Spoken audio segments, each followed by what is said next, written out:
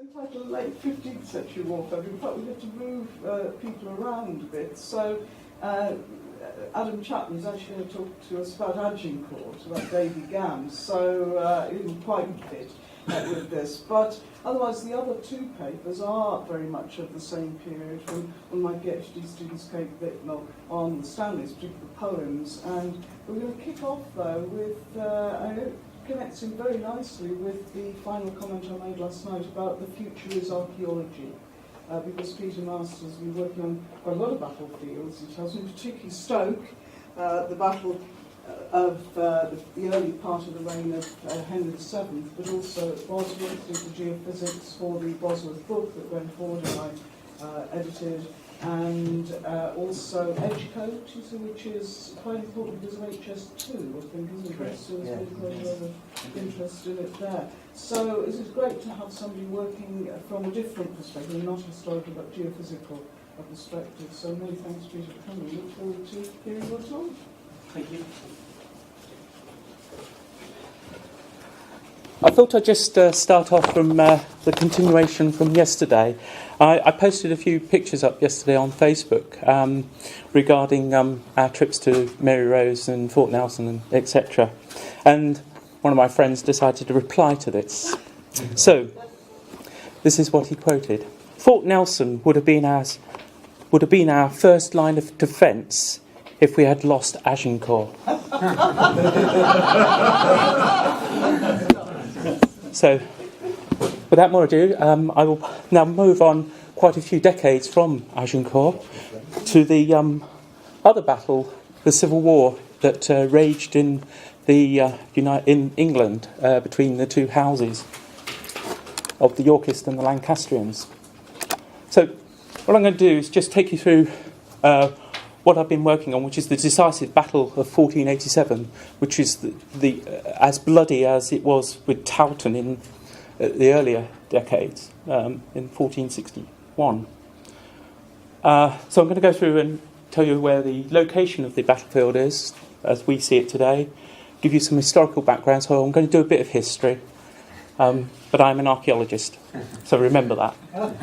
And then I'm going to talk about the geographical surveys that I've carried out, but not only myself, but one of my students. And I'm then going to talk about borehole investigations that I've carried out to actually relocate the one of the mass graves. And the osteological analysis, again, one of my students carried out the work on the remains that were recovered back in 1982. And I will then talk about the future work and then conclude with the overview of what I've spoken about. So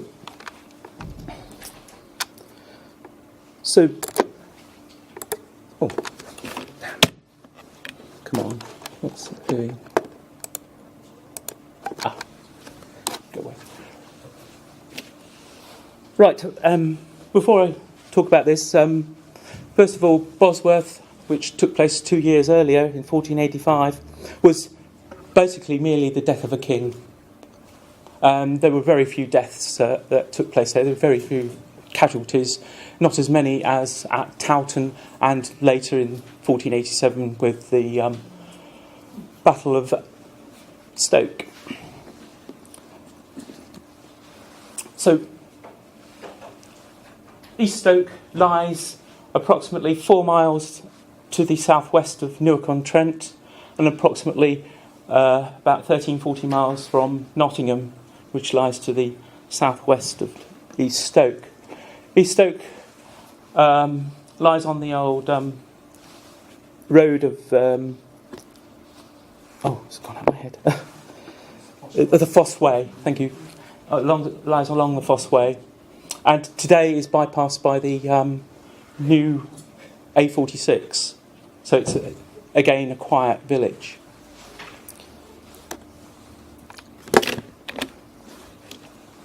So, as I said, the Battle of Stoke Field was one of the bloodiest battles ever to be fought on English soil, apart from Towton, as we know, because we do have the human remains from there. It was also known as the Fernand Conflict in what is known as the Wars of the Roses today. At the time, it was not known as the Wars of the Roses. We don't know what it was called. We have very little information. This of course, was a political struggle between the two houses, the Yorkists, over 30 years. And this particular battle was the final, basically, the final battle of the Wars of the Roses. Although, saying that, there were a number of skirmishes that continued on until the sort of 1490s. But they were really nothing. They were just skirmishes.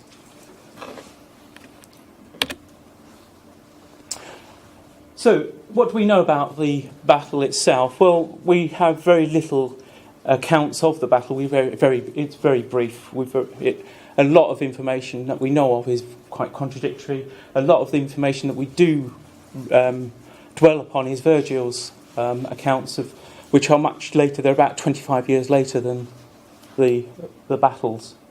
And of course, the one thing you always get is there's also a biased angle to these battles.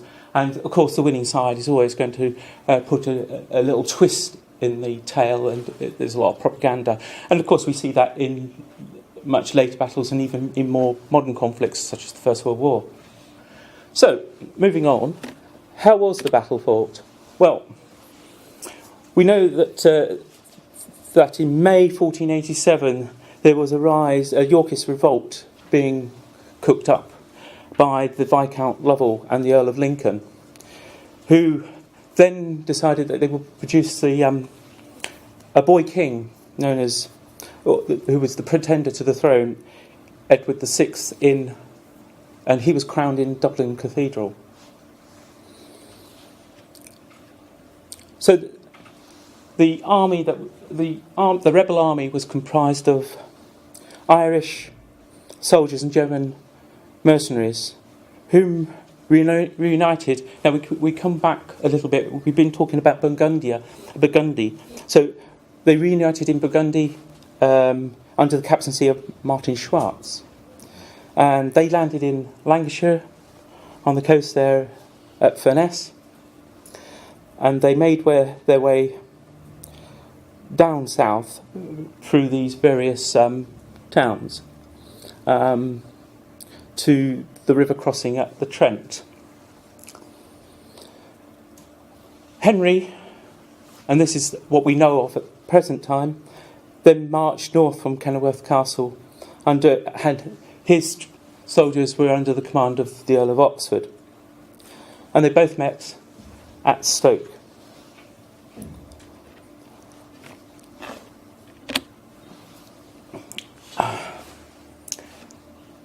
Now, these maps have been sort of... this is one interpretation of several of the battle formation. This one is more or less based around the book by David Baldwin. So it's the only sort of definitive publication that I know of at the present time on the battle. And the Earl of Lincoln's army basically got to Stoke before the Lancastrian army, and it is known. One theory is that they forded the River Trent at Fiskerton. Well, between Fiskerton and Newark, there are a number of crossings that they could have come across. So it's not necessarily that they would have directly come across at this point. And basically, the Earl of Lincoln's army held the high ground known as Burham Furlong. Well, we're not sure exactly where Burham Furlong is. And he had basically commanding views of the whole ground. However, if you look at this ground, and I can show you some present-day pictures of the battlefield, where you see the formation here of the Yorkist in a sort of wedge formation, which they saw the steady advance of the Royal Vanguard coming along the Old Fosse Way, and the Old Fosse Way is this one here, I think. Yeah, this one, which is also known as Humber Lane today, partly, which runs up from the village. And this is the later Fosse Way, the old A46 as we see it today.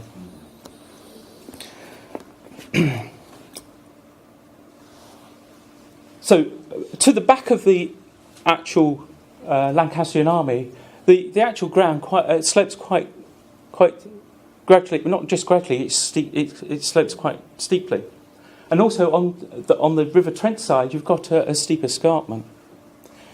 So basically, to their backs, you can see what's going to happen.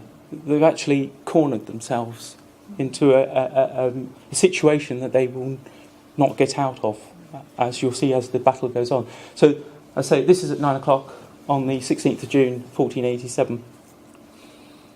And we know that the Lancastrian army, the Yorkist army was made up to about 9,000 strong, including German handguns, crossbows, foot soldiers, archers, alongside the English longbowmen and billmen.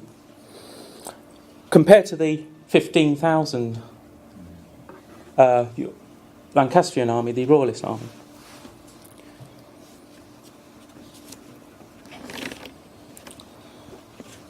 So this is where they met, and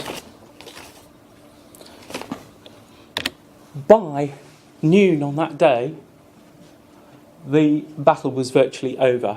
It was a very short-lived battle, and the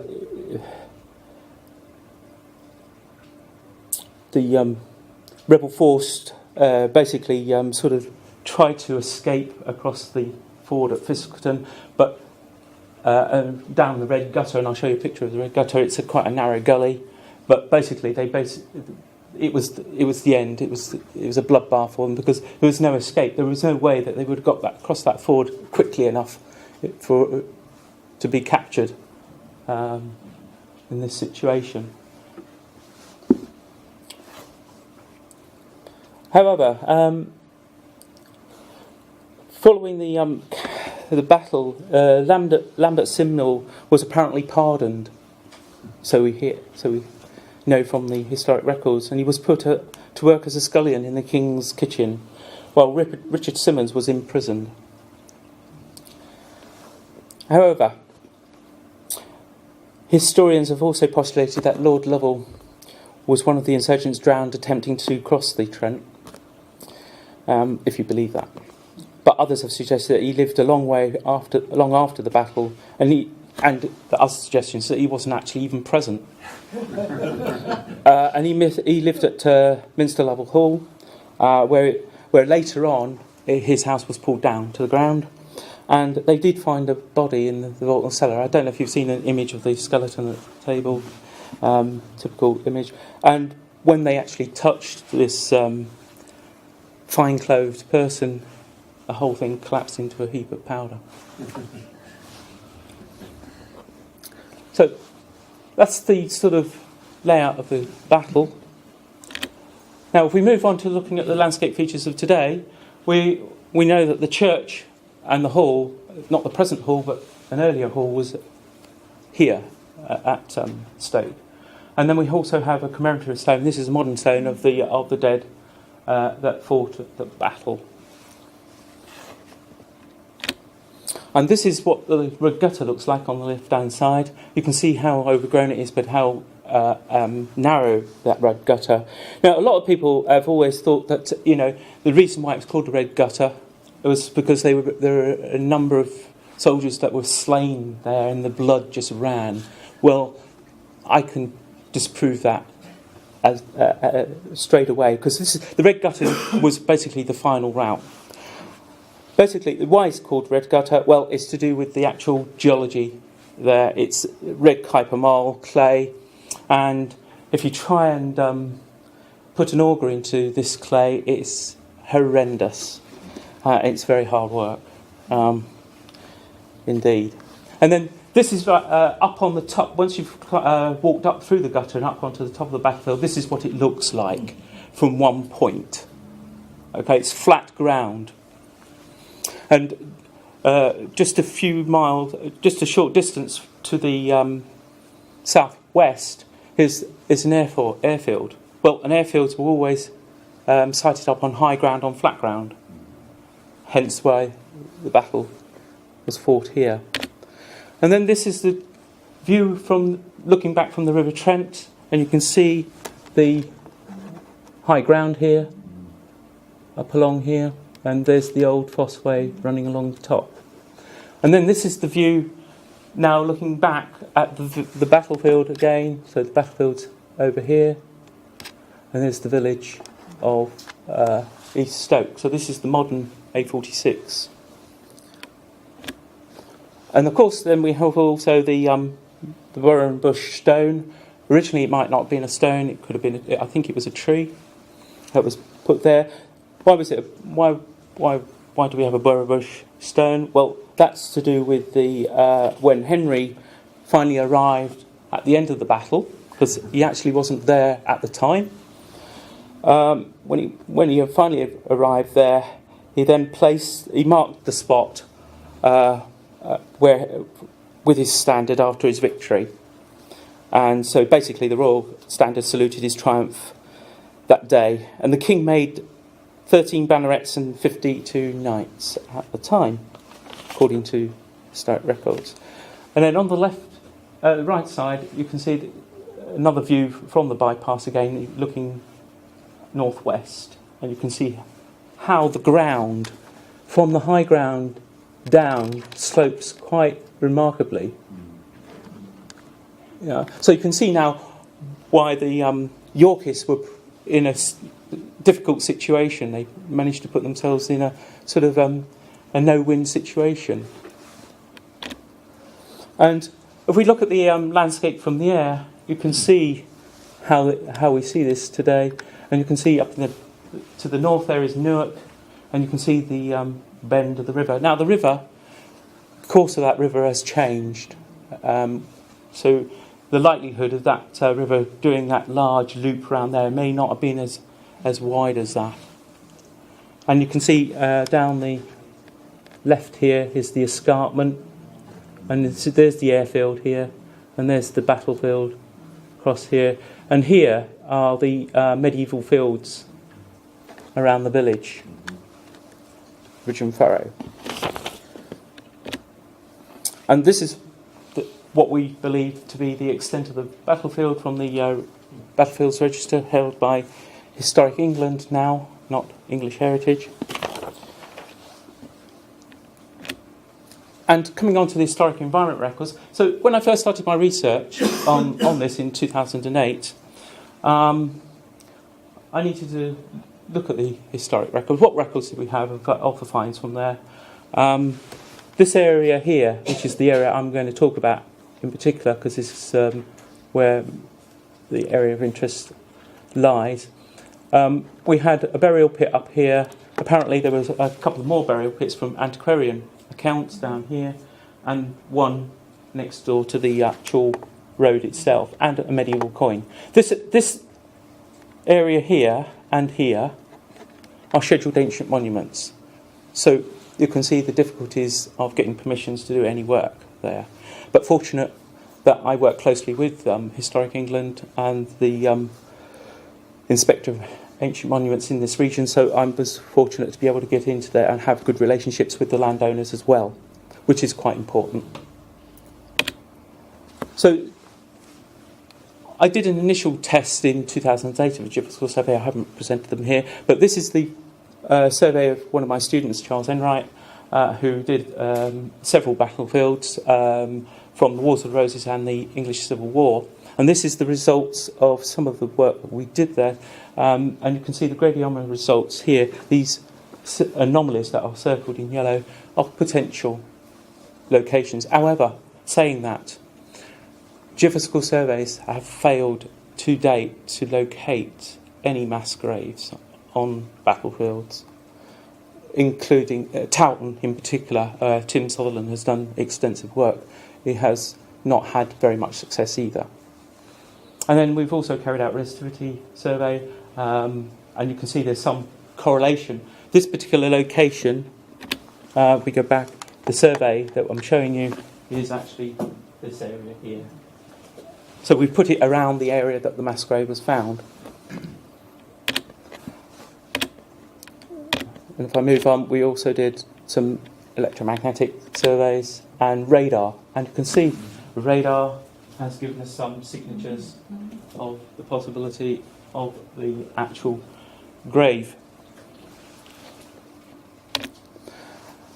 Moving on to 2012, this is the work I've carried out since, and here up in the top are the ends of the cottages, Victorian cottages. This is the edge of the open field system, and this is where you have the River Furrow, and it's extensive. But I'm going to carry out a more extensive survey in due course, and I've also carried out the survey right across the actual burial pit itself. And you can see there is some sort of indication where the furrows are coming to a head, and there's some sort of indications of a burial pit. And we also know that the actual casualties were buried outside the ends of crofts and tofts. They wouldn't put them anywhere near where your habitation is. Coming into 1982, this is the Mike Bishop carried out a rescue excavation when they actually slightly widened the road and also put in a drainage ditch. And this is the actual couple of photographs of the remains that were found at the time. Included in the finds was actually an iron bangle, which went to University of Nottingham and has not been seen since. So I then carried out some borehole surveys around the battlefield, and this is the I'm now showing you the ones that I did in 2012 and in very recently, only about a month ago, to relocate where the actual mass grave was found. And lo and behold, I found it in the spot that was marked on the Historic Environment Record, which is a miracle because normally that doesn't happen. But also, either side of these locations, I looked at other areas where there were actually sunken areas in the field, and basically they didn't produce any information whatsoever. So I have relocated the mass grave. So moving on to the osteological analysis, we have here the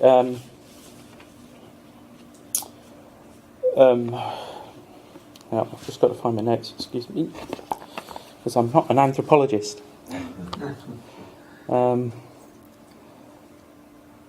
So here we have a congenital defect on the left-hand side, which has been fused together. This is the calcaneus and the talus. Now, I'm going to demonstrate where this is because a lot of people don't know where the calcaneus and the talus is. It's actually your heel bone. Okay. Now, what normally these actually fuse together in later life. But because there's a defect, they haven't fully fused, and you can see that here. Okay. And basically, the likelihood is that what we have found from all of them is that they all suffered from osteoarthritis. This is not unusual because that's also been found from the Mary Rose and also at Towton. But basically, this particular defect, this trauma, is caused from squatting.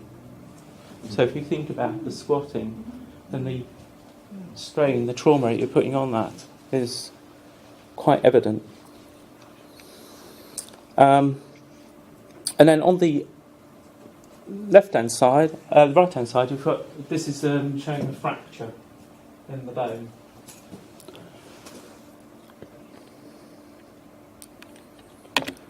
Out of the 3 skulls we have, we've seen some ante-mortem trauma, but they've healed. You can see that there has been some slices to the parietal bones, which I'll point out is here. And I think there's another slice in here. That is caused by sharp trauma. So basically, a blow to the head with a sword.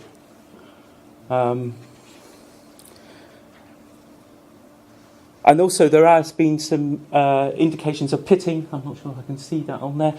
probably all this pitting, yes, you can see it, is due to anemia.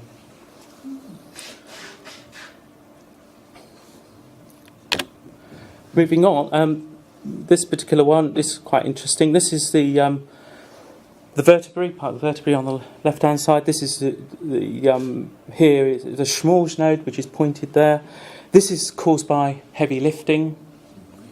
So you can see how related this is to the a soldier in combat. But the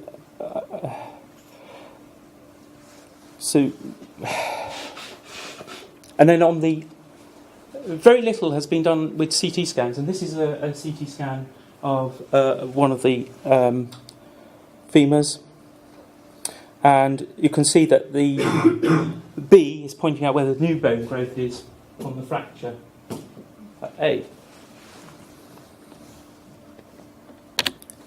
And from the results, we have found that they're all male, surprise, surprise, and the age range is between 17 and 39 years old, and they average 163 centimetres to 186 centimetres. And as I said, the pathology of all of them is that some of them basically have got osteoarthritis.